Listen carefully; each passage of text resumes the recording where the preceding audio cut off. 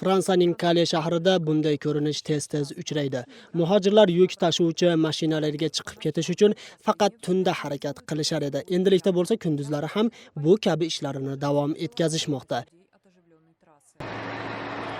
Mazkur shaharda Afrikadan hamda yaqin sharqdan kelgan minglagan qochoqlar boshpana topishmoqda. Ularning barchasi La-Mansh orqali Britaniyaga ketishni maqsad qilishgan. Muhojirlar yuk tashuvchi mashinalarga, kemalarga chiqib ketish uchun bor kuchlari bilan harakat qilishmoqda. Hukumat bunday yovvoyilikni to'xtatish uchun kemalarda nazoratni kuchaytirdi.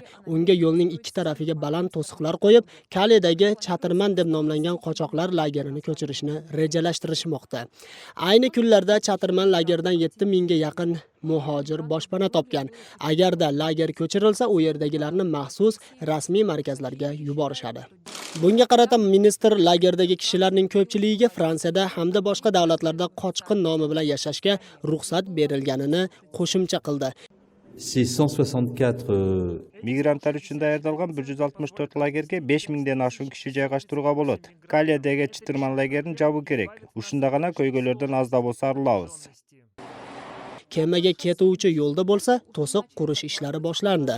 Bunda yo'lning ikki tarafiga 4 metr balandlikda devor quriladi.